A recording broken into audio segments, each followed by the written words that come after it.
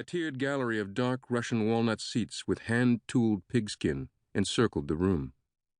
A 33-foot tall throne dominated the western wall, with a concealed pipe organ opposite it.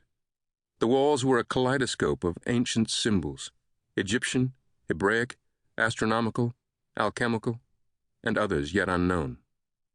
Tonight, the temple room was lit by a series of precisely arranged candles. Their dim glow was aided only by a pale shaft of moonlight that filtered down through the expansive oculus in the ceiling and illuminated the room's most startling feature: an enormous altar hewn from a solid block of polished Belgian black marble, situated dead center of the square chamber. The secret is how to die, the initiate reminded himself. It is time, a voice whispered. The initiate let his gaze climb the distinguished white-robed figure standing before him, the supreme, worshipful master. The man, in his late 50s, was an American icon, well-loved, robust, and incalculably wealthy. His once dark hair was turning silver, and his famous visage reflected a lifetime of power and a vigorous intellect. "Take the oath," the worshipful master said, his voice soft like falling snow. "Complete your journey." The initiate's journey, like all such journeys, had begun at the first degree.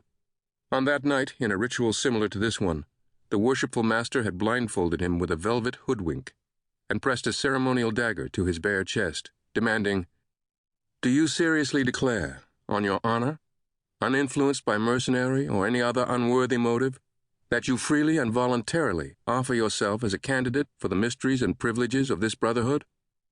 "I do," the initiate had lied.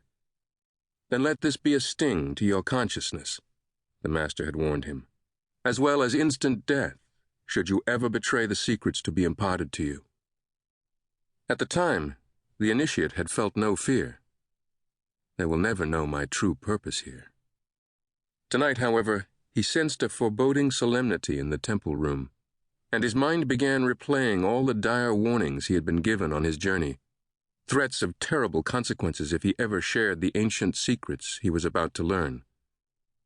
Throat cut from ear to ear, tongue torn out by its roots, bowels taken out and burned, scattered to the four winds of heaven, heart plucked out and given to the beasts of the field.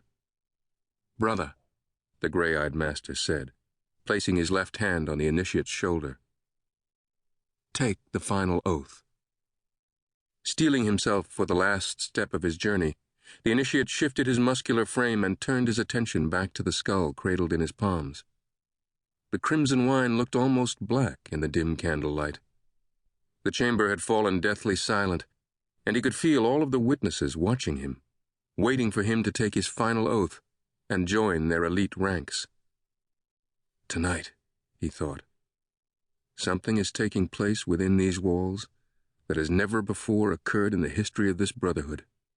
Not once in centuries.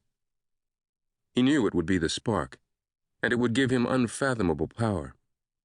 Energized, he drew a breath and spoke aloud the same words that countless men had spoken before him in countries all over the world.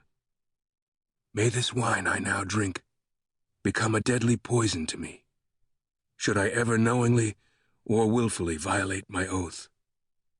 His words echoed in the hollow space. Then, all was quiet.